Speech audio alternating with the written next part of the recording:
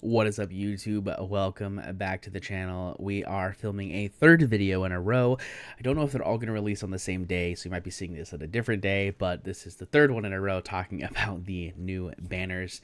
We're going to be talking about the 2x by 10x, and we're going to talk about both Borus and Orum in this video. Because Borus looks really interesting. Orum is cool, but I don't think he's crazy. So we'll do a real quick look at Orum. He is a infernal infernal tank. My apologies. Who's got a pretty interesting kit. I think he looks really cool. I love his shield. I love the big warhammer.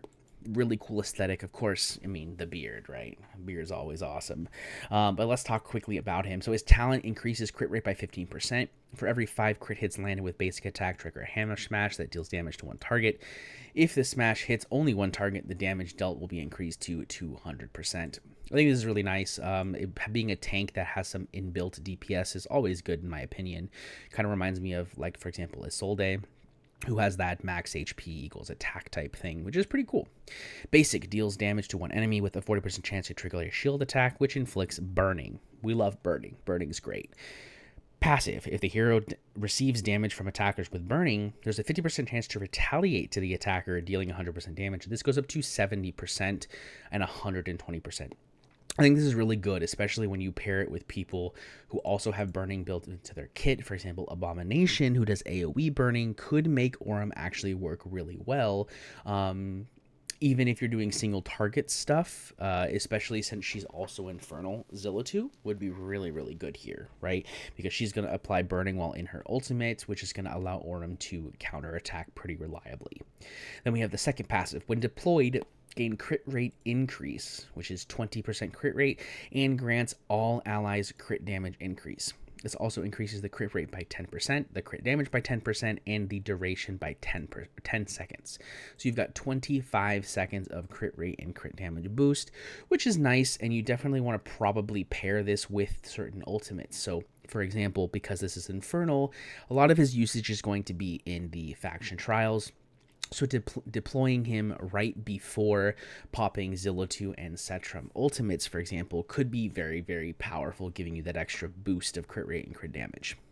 Then we have the ultimate, which increases his attack range and reduces physical damage taken by 20%, lasting for 26 seconds. During the skill effect, the hero deals 60% damage to targets in range, inflicting burning. Additionally, each triggered hammer smash will deal AoE damage to up to 10 targets within a larger range.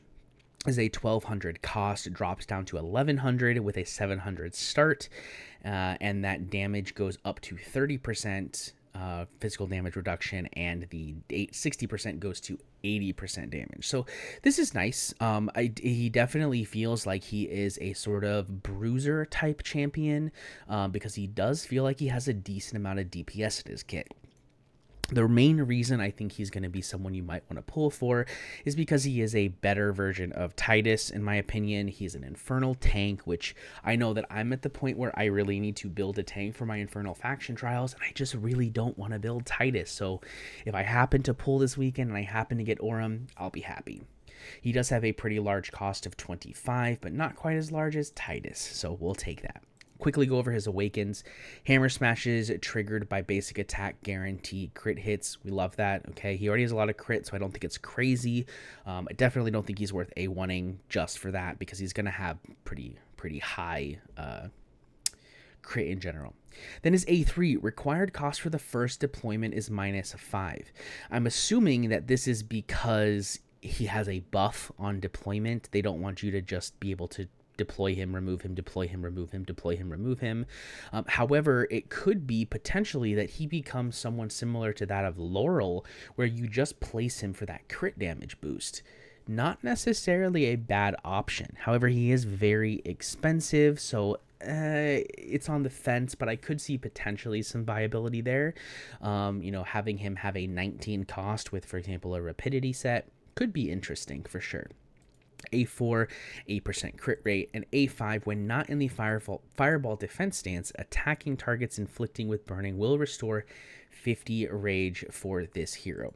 So this is something that I think if you happen to get him, and you want to go hard on Orum because whatever reason, A5, I think, is going to make him a lot better because he's going to be able to build into this Fireball defense ultimate a lot faster.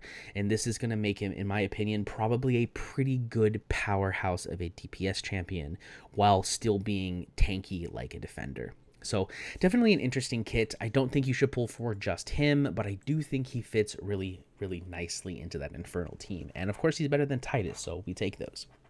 Now, of course, we have the Arbiter of Frost, Borus. And guys, I gotta say, I think Borus is going to be a very good champion. And the reason I say that is because he's basically 3 champions in one. His main use is going to be Gear Raid 1. That's the main thing. So if you already have Gear Raid 1 solved, I don't think he's a must pull. However, if you don't have Gear Raid 1 solved up to 21, I think he is going to be a solver for Gear Raid 1. And the reason is because he does the job of Lasir or Zealous. He does the job of Mari. And he also does the job of a DPS. And you'll see how all of that works. So the first thing you can see here is his talent. When he attacks, there's a 10% chance to inflict freeze. This is very good, especially when you look at some of the DPS that we use in Gear Raid 1 who are cultists, for example, who gain a bonus from attacking things that are CC'd. Very, very powerful. So this could be a very good combination. It's also similar to something that Mari does, right? Mari has freeze in her ultimate. He has freeze on a basic, which is really, really powerful. It's a lower chance, but of course you can build lots of attack speed and get this to proc probably pretty often. Then let's go into his basic, which is just a basic damage dealer, right? It's 120% magic damage to one enemy. Cool, cool, cool.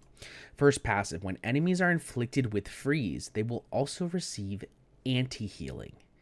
When attacking enemies inflicted with freeze, deal 35% extra damage up to 55% extra damage.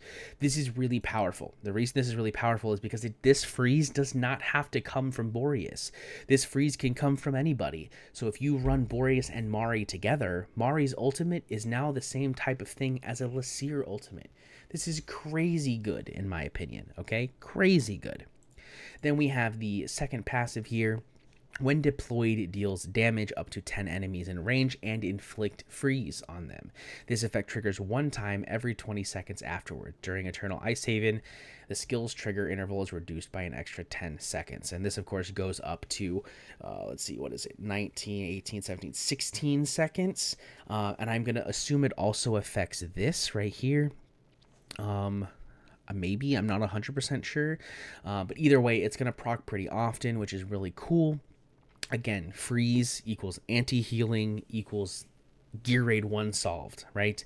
Then we go into the ultimate, which is a Frosty Endowment. This is a 1300 cost, drops to 1200 with a 700 start. Very expensive ultimate, but it activates Eternal Ice Haven and increases damage by 225% up to 250.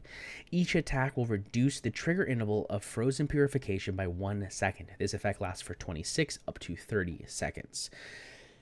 Crazy good in my opinion, because remember, Frozen Purification is this freeze passive, which means anti-healing, which means extra damage, right? But then we also have Eternal Ice Haven, which is when allies inflict freeze on enemies, deal additional massive damage. The additional damage is affected by the duration of freeze inflicted and has a cooldown of 1.5 seconds. This is really, really powerful because, again, if you pair this with someone such as Mari, who has a large AoE freeze, you're going to be able to deal a pretty decent chunk of damage.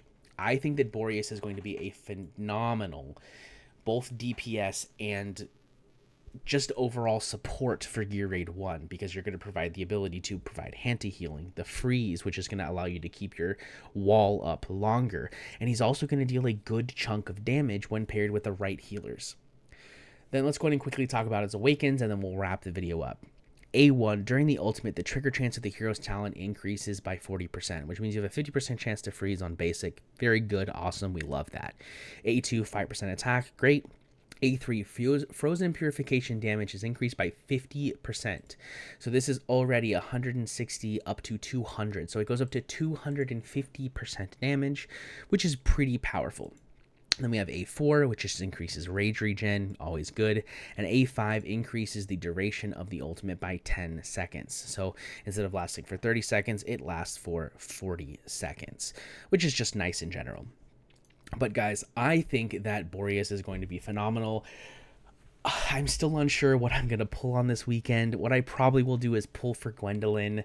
If I hit her early, I'll pull on this banner with an attempt to try and get a Boreas and Orum or both, because I have an A1 Centrum, but getting to A2, A3, A4, A5 on Centrum is never a bad thing because he's just very good in places such as Guild Boss. So we'll have to see. I'm still on the fence. I'm going to talk to some guild mates. I'm going to make a decision eventually, and we'll see what happens.